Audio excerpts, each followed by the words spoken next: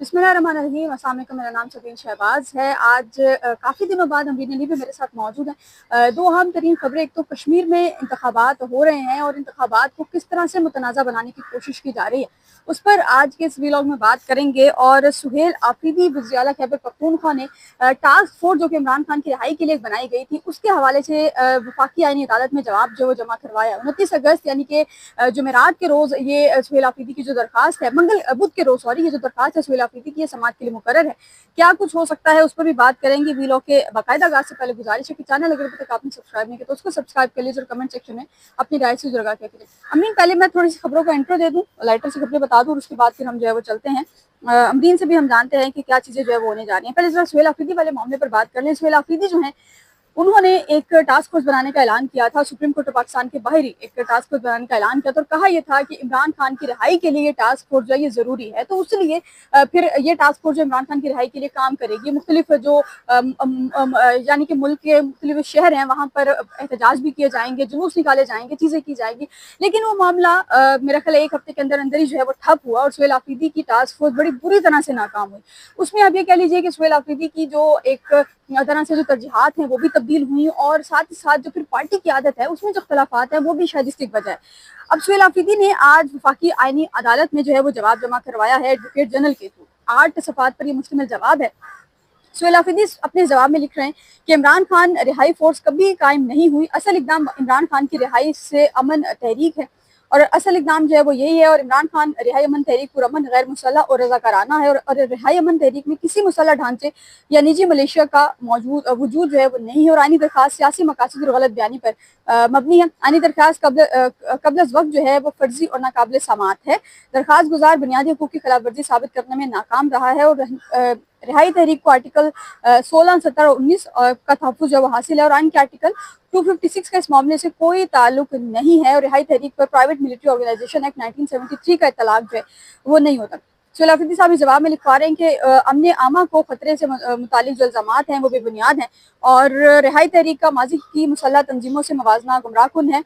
अदालत से आईनी दरखास्त इब्तदाई मरहले में खारिज करने की इस्तदा है और अदालत से इमरान खान रिहाई अमन तहरीक को आईनी और कानूनी करार देने की इस्तदा। और आईनी अदालत ने वज़ीर आला खैबर पख्तूनख्वा से जवाब जो है वो तलब कर रखा था और आईनी अदालत ने इमरान खान की जो रिहाई फोर्स के खिलाफ जो दरखास्त है 29 जुलाई को समाअत के लिए मुकर्रर किया। अब अंबर, अगर हम इस जवाब को पढ़ें तो इस जवाब में सुहेल आफरीदी ने एक तो उन्होंने पहले कह दिया कि यार अभी तक कोई ऐसी तहरीक बनी ही नहीं है, एक अभी बनने जा रही है, दूसरे मरहले में बनेगी, सिर्फ ऐलान हुआ है। और ऐलान के बाद सुहेल आफरीदी ये कह रहे हैं कि जी ये जो है वो आईनी गैर आईनी करार देने के लिए जो दरखास्त है वो वफाकी अदालत में दायर की गई है। अब सुहेल आफरीदी का इस बयान को आप कैसे देखें, जवाब को आप कैसे देख रहे हैं, जिसमें वो पहले मरहले में ये कह रहे हैं कि अभी तो टास्क फोर्स बनी ही नहीं है। और बेसिकली जो मरकजी दरखास्त आई थी उसमें यह कहा गया था कि मलेशिया में भी इसी तरह की तहरीक बनी थी और उसके बाद फिर वहाँ पर जो फसाद है वो बर्पा हुआ था, चीज़ें जो है वो हुई थी। तो सुहेल आफरीदी जो है वो उस चीज़ को वजह जो है वो बना रहे हैं और बेसिकली उनका कंसर्न ये है कि इस दरखास्त को जो है वो गैर आईनी करार दिया जाए, दरखास्त को खारिज किया जाए और जो टास्क फोर्स है उसको आईनी करार दे दिया जाए। सुहेल आफरीदी का अगर हम जवाब देखें और अगर हम दूसरी जानिब दरखास्त गुजार का मौक़िफ़ देखें तो आपको लग रहा है कि बेंच 29 जुलाई को किसी मुसीबत में पड़ने वाला है या एक टेंशन जो है बेंच के लिए बनने जा रही है?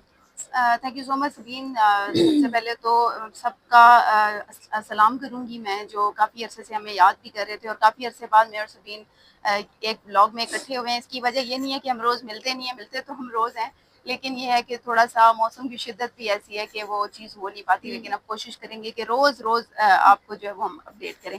अच्छा सबीन, ये जो सुहेल आफरीदी वाली दरख्वास्त है, इससे पहले भी जब हम ब्लॉग करते थे हमेशा से हमें एक कंप्लेन तो रहती थी पीटीआई से कि ये कभी एक पेज पर नहीं होते, इनके अंदर बहुत ज़्यादा गैप्स हैं। अगर इन्होंने टास्क फोर्स बनाने का फैसला कर भी लिया था तो उसको फिर कैसे उस आइन के मुताबिक कैसे वो किया जा सकता है? ये आपकी पार्टी की अपने ऊपर होता है, अपनी सवाबदीद होती है कि वो इस तरह की कोई चीज़ बनाएं और अपने लीडर को प्रोटेक्ट करने के लिए या कुछ भी करते हैं, जलसा करते हैं, एहतजाज करते हैं, वट जो भी करते हैं, बट ये उसको एक तो आइन के लेवल पे नहीं लेके जाया जा सकता।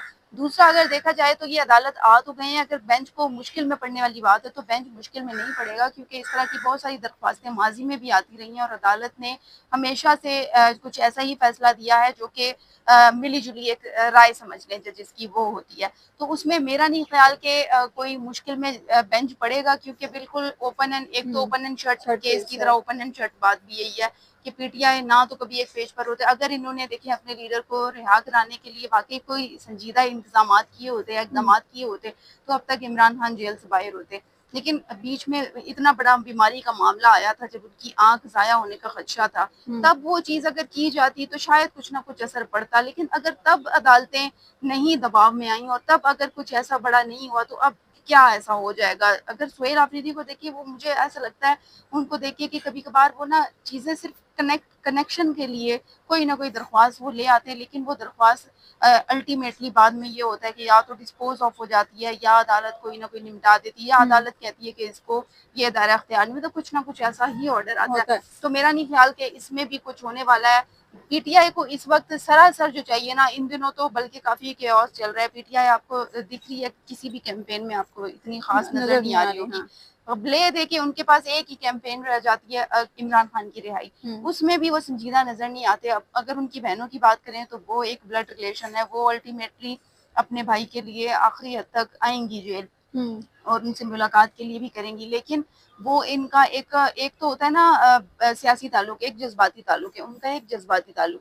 पीटीआई क़यादत की दीगर क़यादत की बात करें तो इन दिनों वैसे भी आपको आम रूटीन में वो कहाँ नजर आ रही है? किसी जगह पूरे मुल्क में इस वक्त इंतखाबात भी हो रहे हैं, कहाँ पर वो आपको कहीं पे अपोजिशन अगर देख लें, अगर फॉर एग्जाम्पल कुछ लोग कहते हैं बड़ी स्ट्रॉन्ग अपोजिशन है, मुझे बताएं कौन सा अपोजिशन वाला किरदार वो अदा कर रहे हैं? किसी भी सूरत में कहीं पर भी इनकी कौन सी ऐसी नुमाइंदगी है जिसमें कहा जाए कि हाँ जी पीटीआई की क़यादत बड़ी एक्टिव है? अगर अदालतों के अलावा पार्लियामेंट में भी पिछले अर्जे इवन बजट के दिनों की चलें बात कर लें, बैरिस्टर गोहर आपको ऑन एंड ऑफ नजर आ रहे होंगे, बाकी मुझे बताएं कौन आपको कौन सी क़यादत यहाँ पे नजर आई है? बिल्कुल बिल्कुल तो ऐसा ही ये है। चीजें चलती ही रहेंगी, कोई इनका फायदा नहीं है टास्क फोर्स बनाने का। इनका अदालत जो है वो अगर वो कह रहे हैं खारिज करें अदालत को, क्या मसला है? अदालत तो ऐसे ही कोई ऑर्डर या तो खारिज भी कर देगी तो इसमें अदालत को कोई फायदा नुकसान नहीं है। नुकसान तो डेफिनेटली नहीं है। और वो उसमें अमरीन की बात ठीक है कि जब तक पार्टी की आदत सीरियस नहीं होगी उस वक्त तक इमरान खान की रिहाई के हवाले से किसी भी किस्म की जो तवक्को है वो करना मेरा ख्याल है कि बहुत बड़ी बेवकूफ़ी है। और बात रही इस दरख्वास्त की, तो परसों का दिन जो है ये पता चल जाएगा कि दरख्वास्त में होने क्या जा रहा है। वोट का दिन अहम है इस हवाले से। अच्छा, अब हम आते हैं जरा कश्मीरी इलेक्शन की तरफ। आज कश्मीर में इलेक्शन हो रहे हैं, लेकिन कश्मीरी इलेक्शन को भी मुतनाज़ बनाने की कोशिश की गई। वो इस तरह से की गई कि जी गुज़िश्ता रोज़ चौधरी यासीन साहब हैं, पीपल्स पार्टी आज़ाद कश्मीर के सदर हैं, उनके घर से एक पटवारी और बैलेट पेपर्स भरा, ठप्पे लगे हुए बैलेट पेपर जो उनके घर से बरामद हुए। अब उस पर नून लीग और पीपल्स पार्टी में ये तजाद पहले दिन से चलता आ रहा है और पहले दिन से नून लीग और पीपल्स पार्टी कश्मीर में, पहले गिलगित में हुकूमत के लिए लड़ाई झगड़ा होता रहा। अल्टीमेटली वो गवर्नमेंट जो पीपल्स पार्टी को मिल गई। अब नवाज शरीफ साहब की एक तकरीर अगर आपको याद हो तो नवाज शरीफ साहब ने कहा कि जी अगर हम कश्मीर के इलेक्शन जीते तो मैं शहबाज शरीफ से कहूंगा कि वो मुझे आज़ाद कश्मीर का सदर जो है बना दें। आज कश्मीर में इलेक्शन हैं। राना सनाउल्लाह साहब जो उनका एक बयान गुज़िश्ता रोज़ आया, वो ये कह रहे हैं कि जी जो ये पटवारी चौधरी यासीन साहब के घर से मिले हैं, वो ये कह रहे हैं कि जी इस पे फौरी तहकीकात और इंतखाबात जो है वो रोकने का मुतालबा जो है वो उन्होंने किया है। अच्छा, अब सवाल यह है कि अगर इंतखाबात तो नहीं रुकेंगे क्योंकि आज पोलिंग हो रही है और 5 बजे तक आज पोलिंग है, इंतखाबात तो नहीं रुकेंगे, तो क्या इंतखाबात नहीं रुकेंगे तो नून लीग फिर इस इलेक्शन का बाइकआउट करेगी। दूसरी तरफ कश्मीर में ही अवामी एक्शन कमेटी का बाइकआउट चल रहा है इलेक्शन के लिए, और अवामी एक्शन कमेटी ने आज जो है वो रावलाकोट में गालिबन मुजफ्फराबाद में आज जो है वो रैली का ऐलान जो है वो कर रखा है। वहां पर रैली भी जो है वो हो रही है। लेकिन रैली के बावजूद, तमाम चीज़ों के बावजूद अगर हम ग्राउंड रियलिटी को देखें तो बाइकआउट काफ़ी हद तक जो है वो कामयाब हुआ है अवामी एक्शन कमेटी का, क्योंकि जो लोग इस्लामाबाद से भी कुछ लोग वहाँ पर कवरेज के लिए मौजूद हैं। शराज अहमद शराजी हैं, अहमद हाशिर वड़ाइच हैं, दीगर बहुत से लोग हैं जो वहाँ पर कवरेज के लिए वहाँ पर गए हैं। तो अब वो लोग जो ग्राउंड रियलिटीज बता रहे हैं वो बिल्कुल मुख्तलिफ है। वो ये कह रहे हैं कि जी वहाँ पर अब अगर आप टीवी पर देखेंगे तो आपको सूरत हाल मुख्तलिफ नजर आएगी। टीवी पे बता रहे हैं कि जी पोलिंग का अमल जारी है, लोग आ रहे हैं जा रहे हैं, लेकिन अगर आप सोशल मीडिया देखें या जो ग्राउंड रियलिटी है, अगर उन सहाफ़ियों से बात करें तो आपको पता चलेगा कि कश्मीर में आवाम का इंतखाबात में ज़ीरो इंटरेस्ट है, क्योंकि आवाम का इंटरेस्ट ही नहीं है उन इंतखाबात में। तो अवामी एक्शन कमेटी की जो कॉल है वो एक तरह से कामयाब जो है वो हुई है। और अब अगर कश्मीर में इंतखाबात, अब इस चौधरी यासीन साहब वाले वाक़े के बाद सवाल फिर यही है कि अगर नून लीग जो है वो इलेक्शन से जी जाती है तो क्या फिर भी राना सनाउल्लाह साहब का जो एतराज़ है यही रहेगा? और अगर नून लीग जो है वो इलेक्शन हार जाती है, जो कि नजर आ रहा है कि शायद हार जाए, तो तब राना सनाउल्लाह साहब या नून लीग जो है वो उस पर क्या एक्शन लेगी या क्या स्टांस जो है वो अपना रखेगी, इंतखाबात को मुस्तरद करेगी, एक्सेप्ट करेगी या कुछ भी इस तरह से करेगी। अब इस पे शॉर्ट सी अपनी वीडियो जरा बिल्कुल। लंबा हो रहा है। अच्छा सबीन, ये जो इंतखाबात वाली बात है, आपको पता है कि सिर्फ कश्मीर का नहीं, जहाँ भी इंतखाबात होते हैं वहाँ पर अव्वल तो सबको ही पता होता है इंतखाबात हो रहे हैं, तो शफाफ इंतखाबात के लिए इंतजामात पहले ही कर लिए हुए जाते हैं। इस तरह कैसे मुमकिन हो सकता है कि आपको पता है कि हमारी अस्करी क़यादत कश्मीर को पूरा देख संभाले रही हुए है, है हाँ। और अदरवाइज़ भी सिक्योरिटी इतनी है, तो वहाँ पर कैसे बीच में से प्रिजाइडिंग ऑफिसर जो है वो डबल क्रॉस कर जाता है। तो इसका मतलब ये होता है, देखें, जहाँ पर धांधली का खदशा होता है, ऐसा नहीं होता कि बाहर बाहर से कोई बंदा आया और उसने बीच में से डबल क्रॉस कर लिया। कर लिया। हमेशा कुछ ना कुछ लोग मिले हुए होते हैं। अब जहाँ तक नून लीग की बात है, अब अगर वो इंतखाबात जीत गए तो वो कहेंगे जी साफ शफाफ इंतखाबात हुए हैं, और अगर वो हार जाते तो फिर वही बात है जिस तरह फॉर्म 47 वाला मामला हुआ था, फिर बात वहीं पर आ जाएगी। वो कहेंगे कि जी यहाँ तो हमने तो पहले ही कहा था, हमने तो पहले ही ये कहा था कि जी पेपर जो है वो पहले ही ठप्पे लगे हुए, ठप्पे लगे, हाँ। लीक हो गए हैं। तो ये चीजें जो है ना, इन चीजों पे पहले ही अगर एक्शन हो जाना चाहिए, अगर हो जो तो ज्यादा बेहतर है। और जो अगर स्टैंप लगे हुए पेपर्स, बैलेट पेपर्स हैं भी, तो सबसे पहले तो उनकी तहकीकात होनी चाहिए हाँ, कि बिल्कुल। ये कहाँ से आए और कितने टोटल हैं, और इनको सहूलतकारी का किरदार किसने अदा किया। जब तक ये मामला साइड पे करते, इलेक्शन नहीं रुकते। देखें 13 हल्कों में गालिबन इलेक्शन है,